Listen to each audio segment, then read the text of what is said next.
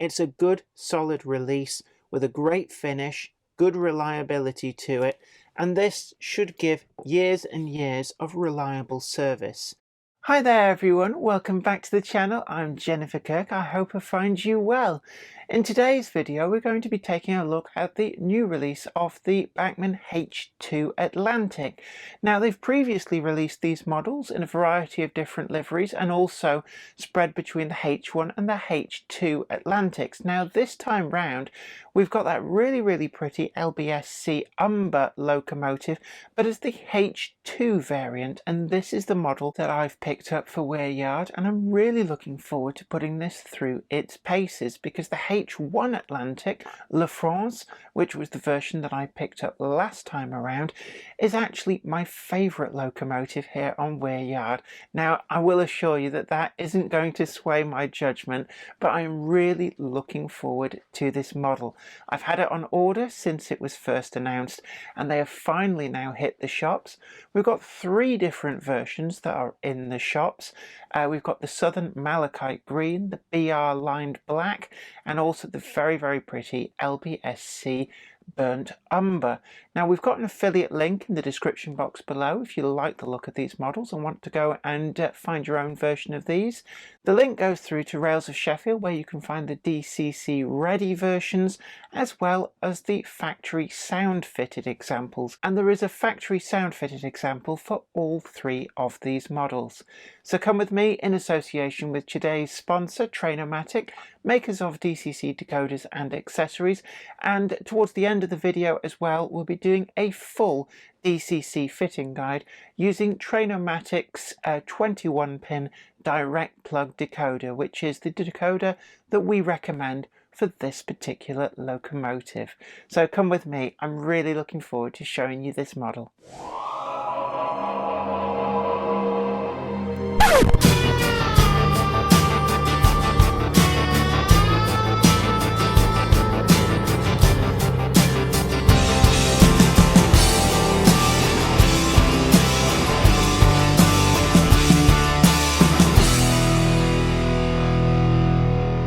It has to be said that we've been really spoilt with pre-grouping liveried locomotives, and no more so than with the H1 and H2 Atlantics from Bachmann. Now I had the H1 Atlantic a little while ago, and we did a full review on this, so we've got it here, number 39 La France.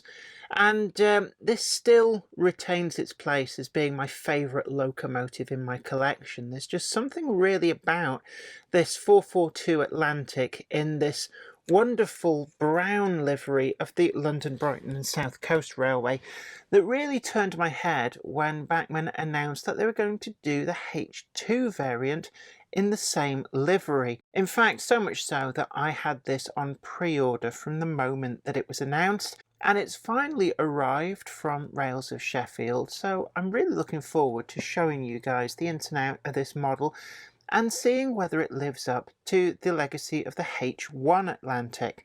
Now these have been brought out, as I said in the introduction, in a Southern Railway Malachite Green, which actually surprisingly looked really good, and a BR Lined Black. This adds to the previous releases, which included La France, which I've just shown you, but also a Monsal Olive Green liveried version as well as a BR Black.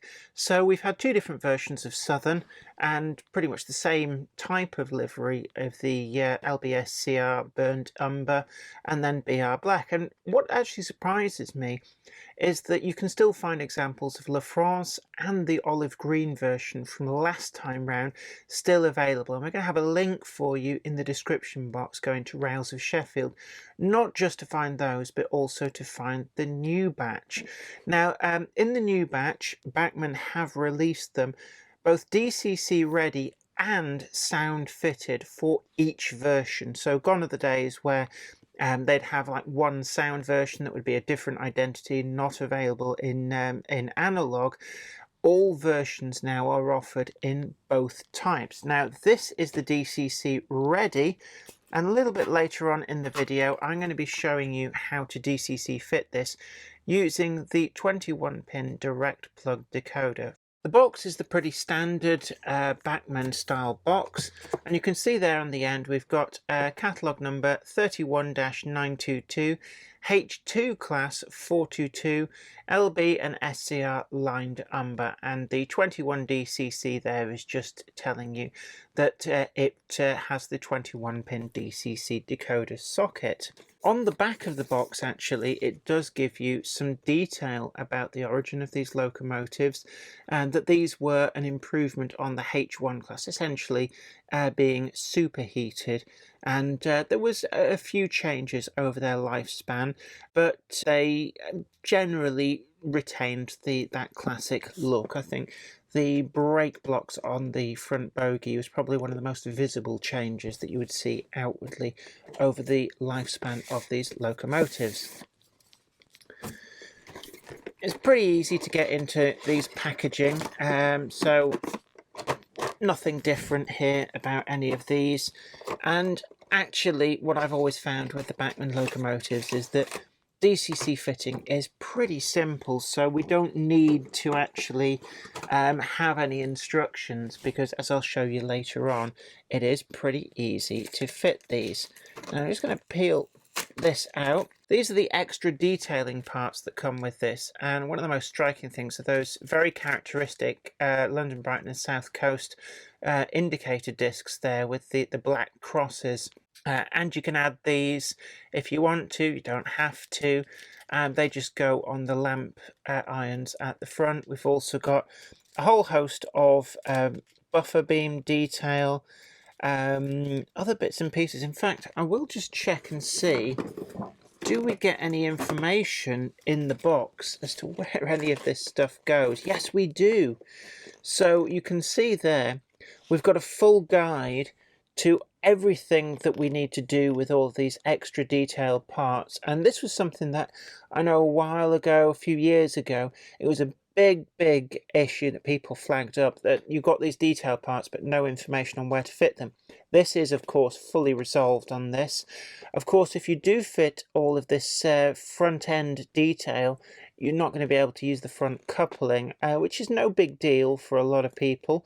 We've also got details on the retainer for a speaker. That's if you want to fit your own sound decoder in here. We've also got the doors as well. So these as well are actually, we can just see them there in black in the detail bag. So it just gives you some information on fitting those as well. Also tells you how to get into the model for DCC fitting. So there's a lot of information in here, but I'm not going to dwell on any of that. For the average enthusiast, you don't really need to delve too much into there. What I will show you though is that you can see there the paneling in here, the paint finish is still superb, even though these are user fittable parts, which you don't have to fit if you don't really want to, but they are finished to an amazing standard. Now I'm going to get this out from the packaging, and what I actually really want to see is just, is there a lot of difference between the H1 and the H2? And one of the first areas which it is visible to me is that you can see there the cab roof is subtly different. So there are subtle detail differences between this pair, and Bachmann have captured that really nicely. So the metal coal load on that does have a habit of falling out. It's not an issue. I suspect that the coal load on this does come out as well, and all that does mean is that you can see the inside structure of the tender if you want to put your own coal load in there. In fact, I'm going to move that out the way. Looking to the rest of the model, there's not a huge difference between this pair, but certainly it is really nice to see that Bachmann have catered for that slightly different cab roof. And I'm just looking over the model there to see what else I can see that might be different. What is interesting is that the drain cocks on the new model are coming factory fitted, whereas I'm just looking, there are no drain cocks fitted to this particular version, but they were in the detail pack. So there are some extra bits and pieces that we are now getting factory fitted. One of the other area of differences between the H1 and the H2 class as well, you can see that the front bogies has the addition of a brake cylinder and the brake blocks, and this was just to give additional braking force for the locomotive. In terms of finish, we've got the same shade of brown, but you can see there's a lot of other subtle differences in the livery. For a start, instead of just having the LB&SC on the tender, we've got the fully lined out LB&SCR tender. Different number, but on the splashes of the locomotive, whereas the H1 has the crest and then the name La France. The H2 has this really quite nice, very Edwardian styling of the LB&SC on the splashes, but kind of in that intertwined, very ornate lettering.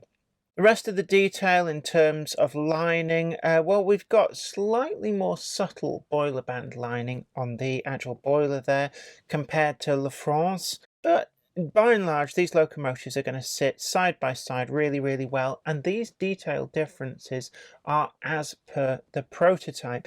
So it's really great to see that Bachmann have not just recycled the actual means to print to these from the old model. This is prototypically accurate to the number 422. When it comes to the rest of the model, this really is an exquisite finish. You can see that satin shine to the paintwork, and it really does work exceptionally well. The coupling rods and connecting rods on these are really nicely done, and I really want to bring your attention to the axle boxes on the end, the way that this looks like a cast item. It's all made of metal, really nicely done. The detail on there is absolutely exquisite, and certainly when these locomotives are running, it does have the same degree of grace through the track that you would expect from the prototype. The front bogie is center sprung, just as we've come to expect from all manufacturers, but it really does make that difference when it runs. You can see there the air gaps are only where they need to be. It has a really good, solid, well-made feeling to this front end. Buffers are not sprung, but doesn't really bother me, to be honest with you. The boiler handrails are all metal, and they're kind of polished up to look like a kind of a stainless steel effect. It really does work exceptionally well. They are ever so fine. And then when we turn to the front end, the face of this locomotive, this has been captured exceptionally well with a separately applied smokebox dart and separately applied lamp irons. We've got some handrails there. Just there's so much extra detail going on at the front there. It really is exquisite. Looking down the funnel, we can see right down that there is actually a sort of, it's blanked off further down. Just against the light you can see it, but it is quite deep down there. There is a line along the top of the boiler, but that looks to me like that is actually meant to be there as part of the way the cladding on these locomotives would have been put together. So it does actually work quite well. I do like the safety valves on these. You can see there's some quite fine detail going on, and it has captured the look of that Brighton style really well.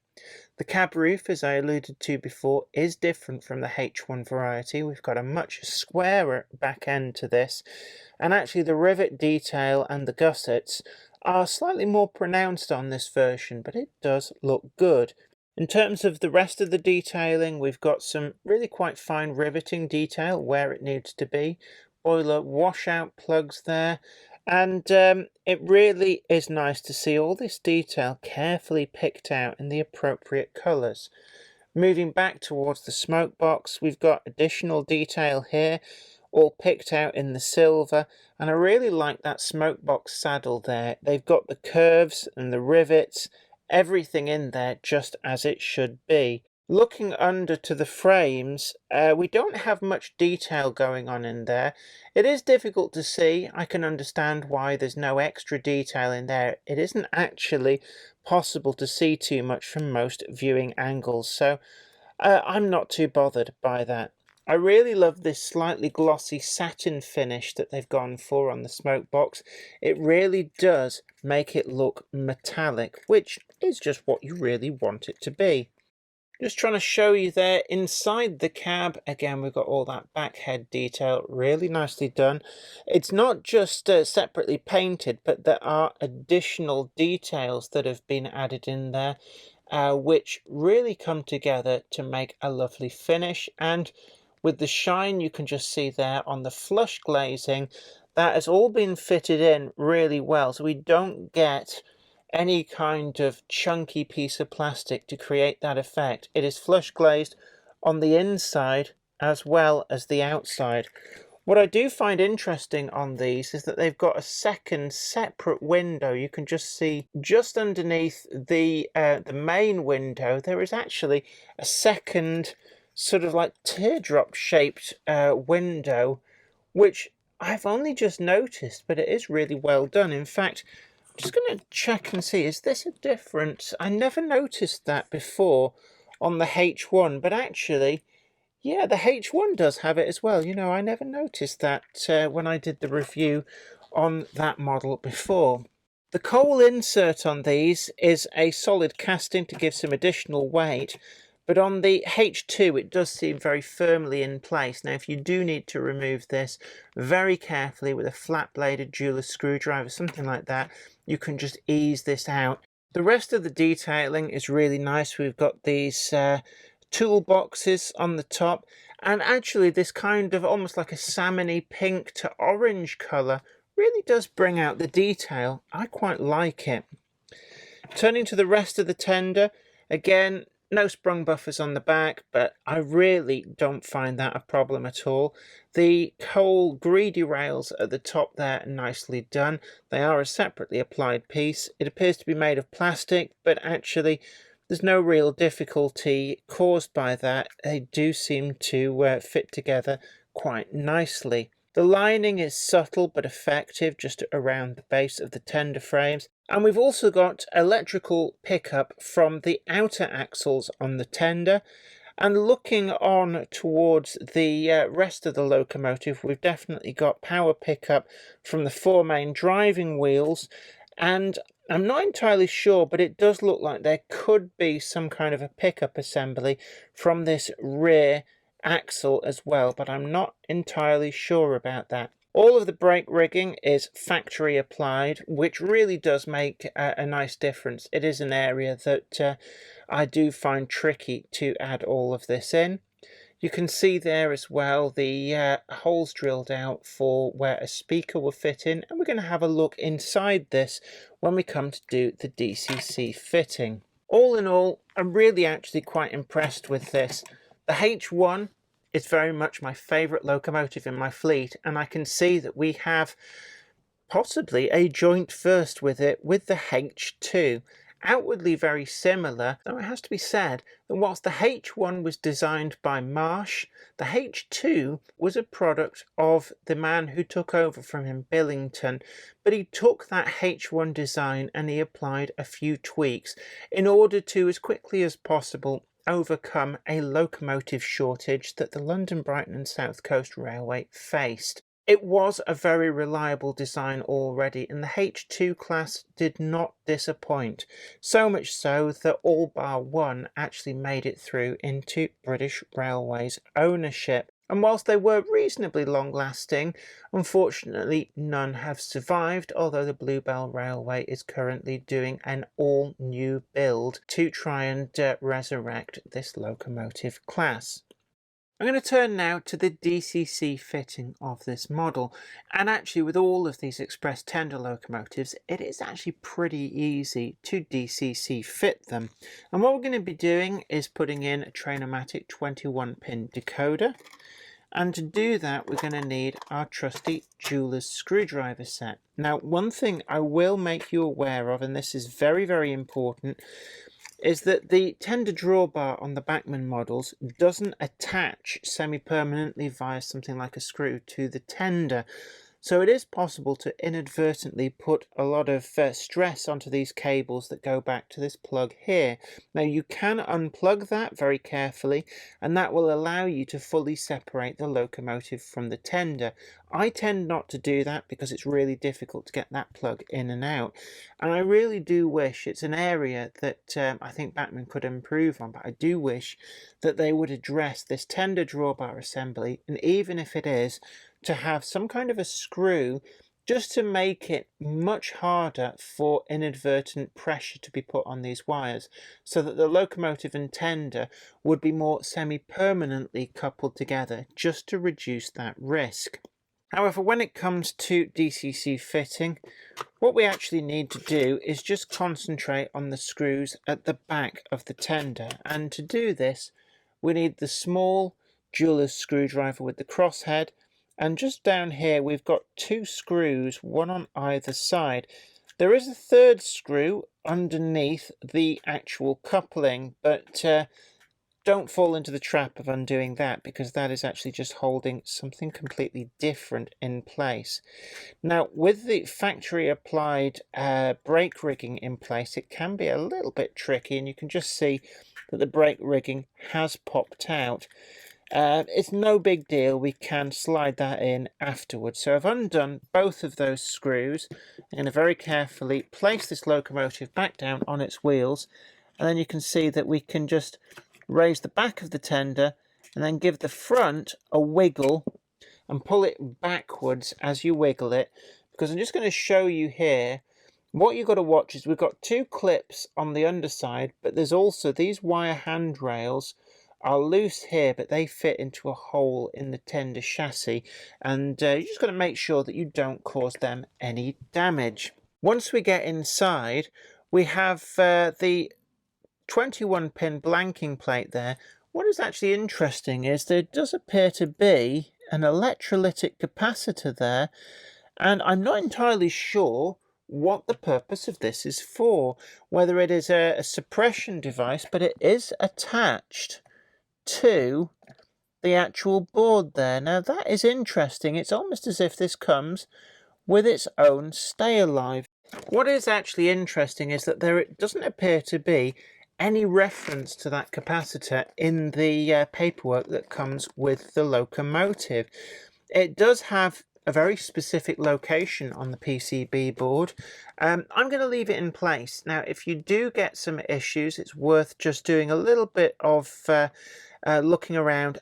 It looks like it's some kind of a stay alive, but I'm not entirely sure. If in doubt, leave it in place. If the actual running of the locomotive seems very jerky, then we can re-investigate this. But for the time being, I'm just going to carefully rock from side to side the blanking plate here. Don't just lift it all from one side, otherwise you run the risk of bending the pins. If necessary, we can use the large flathead screwdriver just to help us get some purchase, and just lift this blanking plate, first one side then the other.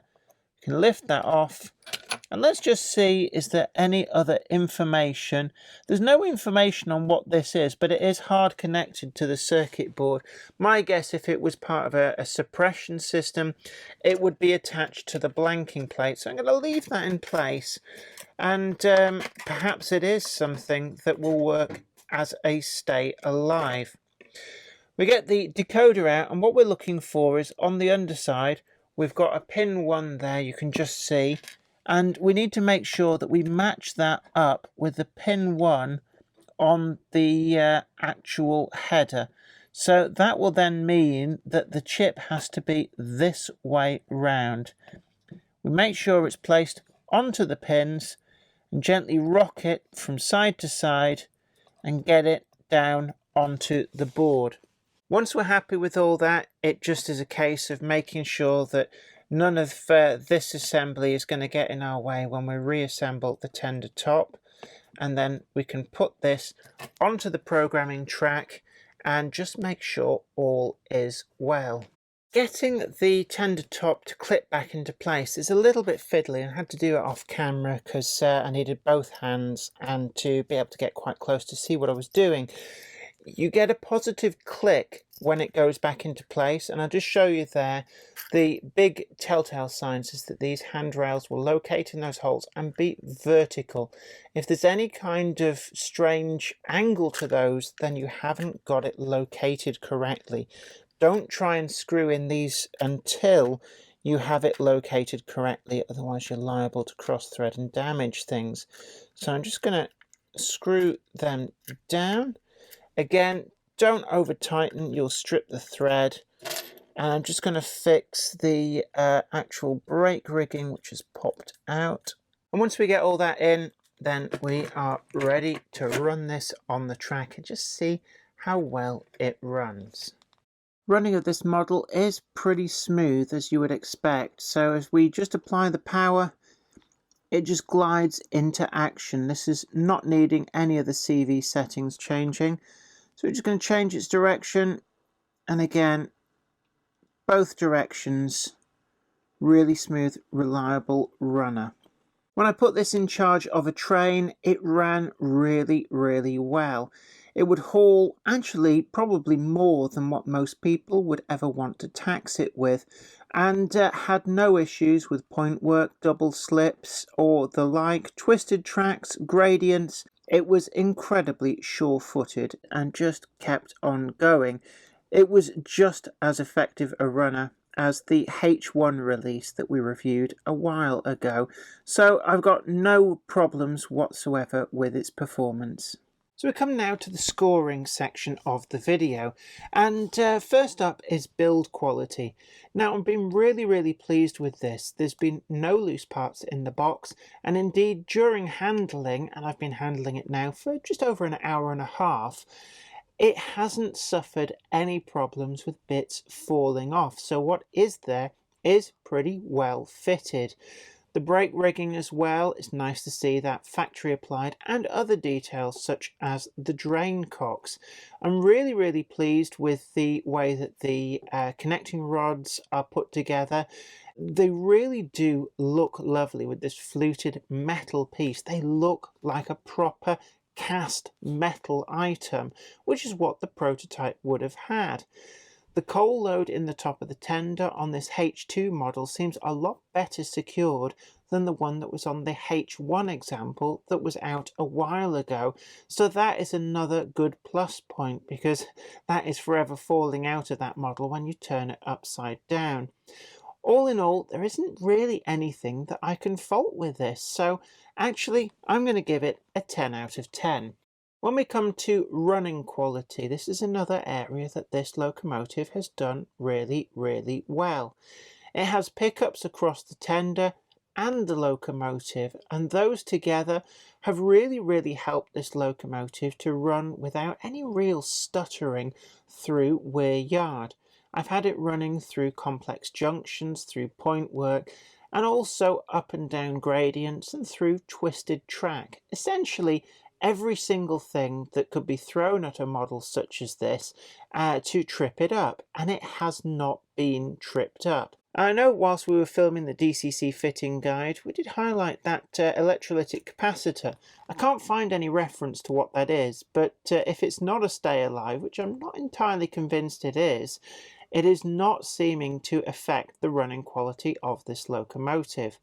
It handled a pretty good length train composed of 3 Bachmann birdcage coaches in SECR livery, coupled to 4 of the London, Brighton and South Coast Railway liveried four-wheelers from the new Hornby releases, and there was no sign of slippage whatsoever whilst it was handling those. So actually really pleased with the performance. At very slow speed, when running down a gradient, there was a hint of juddering. It's not hugely pronounced, and I don't think it's going to be a massive problem, but it is there, and I feel compelled to point it out. So for running quality, I'm going to give this a 9.8 out of 10. Next up is DCC Fitting and Innovation. DCC Fitting on these is really, really easy, and the locomotive does come natively supporting a sound installation. If you don't go for the factory fitted option, you can add whatever you want yourself, and there is space built into this model to take that. The interior of the tender is also quite roomy, so if you do want to fit something like a Stay Alive as well, there is enough room to be able to do that without having to get too creative. Getting the tender top off was fairly straightforward, but getting it back on, it was just a little bit tricky to locate those handrails and just make sure that this tender was pushed all the way forward. It actually took me 2 attempts to do that. It's not a big issue, but it's certainly something to be aware of. So I'm going to give this a 9.7 out of 10. When it comes to accuracy and quality of finish, I really like the way that there are these subtle differences between the H1 class and this, the H2. Bachmann have taken the time to tool up those differences in versions, and that's something that I really, really like. This is not just a re-livery. It does contain some of those physical differences that mark the H2 apart from the H1. But we still have a really great paint finish, and I really like this application of the satin finish paint. The smoke box in particular really does look good in this shade of black that they've chosen. So really, there is nothing to fault here that I can find. Even the metal work on the connecting rods, the pistons, the slides, everything does look really, really nice. So I'm going to give this a 10 out of 10. When it comes to value for money, these are really expensive locomotives. We can't get away from the fact that prices are going up and up. And it has to be said that if you find the previous release of these models, they can be found for around the £150 mark, which really does serve to highlight how much they've now gone up, that we're seeing them at around the £190 to £200 mark just for a DC Ready locomotive. You do get a lot of locomotive for that, and they are amazingly well finished. But it is an expensive locomotive. So overall, I think it does offer some good value for money. I really like the fact that they're offering factory fitted sound as well. And I'm going to give this an 8 out of 10. That brings us to a final score of 47.5 out of 50. It really is a great score, and I suppose it's testament to just how good the models are that are coming out from manufacturers, that they do all score pretty highly. Across the board, there really aren't any major detractions for this model. It's a good, solid release with a great finish, good reliability to it, and this should give years and years of reliable service. It's nice to see that these pretty pre-grouping liveries are not being neglected, and I'm really pleased to be able to add this to my collection. As I've said time and time again, the H1 in this livery, La France, is my favourite locomotive across my entire locomotive fleet, and this H2 does not disappoint. I think that H1 might have a run for its money. This is certainly snapping at its heels in the number 2 slot, not very far behind. Can I recommend this model? Yes, I can.